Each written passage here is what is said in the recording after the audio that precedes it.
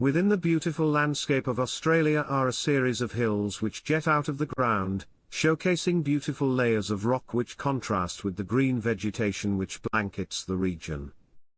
Known as the Glasshouse Mountains, these monoliths of rock are volcanic in origin, and originated during a period approximately 26 million years ago when the climate was colder, and more temperate rainforests covered much of the continent.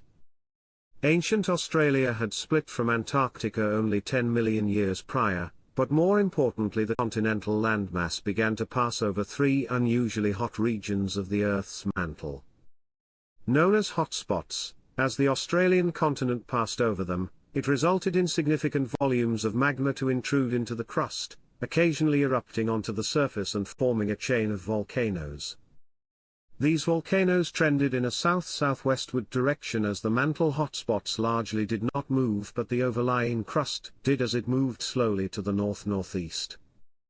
One of these hotspots, known as the Comboyne hotspot, first appeared at Fraser Island where it erupted basaltic lava.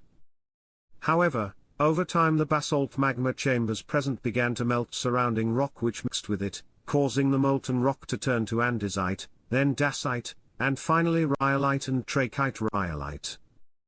Occasional rhyolite volcanic eruptions occurred over the next 3 million years until it reached an area just east of Yandina. As the silica-rich magma breached the surface, it erupted in an explosive manner, producing many 10 to 20 kilometer high eruption plumes. Smaller eruptions also occurred, and in addition to ejecting large amounts of ash which coated the surrounding landscape, volumes of silica-rich rhyolite and trachyte magma erupted.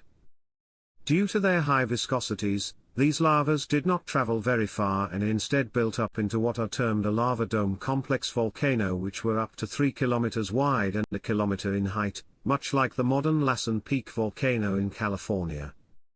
However, since the hotspot-derived magmas involved a path of least resistance to the surface, the time that these volcanoes existed was limited. Thus, over a time span of 200,000 years, the volcanoes explosively erupted, grew in size, and then became extinct.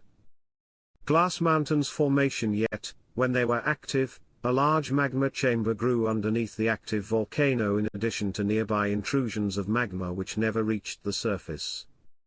After the volcanoes stopped erupting, erosion kicked in.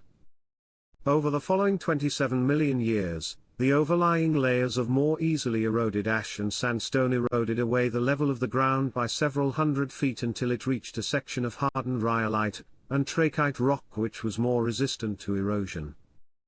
Since these former failed magmatic intrusions and magma chambers had a large vertical component to them, as the ground surrounding them was eroded, near-vertical monoliths of ancient intrusive rock was revealed. And this is how the first two of the 16 so-called glass mountain peaks formed, which were Mount Coolum and Mount Ninderry. There was subsequently a decrease in the number of volcanic eruptions for the following 500,000 years until the hotspot started producing volcanism around the town of Biawar. Over the following 1.5 million years, this area saw active volcanism as multiple grey-colored volcanoes existed with large volume magma chambers. These volcanoes also occasionally produced basaltic lava in what were less viscous and more runny lava flows. The hotspot would later continue to the south before abruptly ceasing to cause eruptions on surface 16 million years ago, as the last feature which formed was the Comboyne Shield volcano. Around the town of Biawar, slightly more than 20 million years of erosion exposed more than a dozen volcanic plugs and failed magmatic intrusions, creating beautiful towering volcanic monoliths. I want to note that not all of these monoliths were centered underneath a volcano at one point, as it is quite likely that the majority instead were isolated and failed magmatic intrusions of varying sizes. Today, all of the 16 million to 31 million year old volcanoes this hotspot created are long extinct and will never erupt again and can be appreciated as towering features in the modern Australian landscape. Conclusion. Thanks for watching. If you would like to request a specific topic, please leave a comment below. Additionally, I would like to thank Cody Fahey for becoming a new patron on this channel's Patreon page.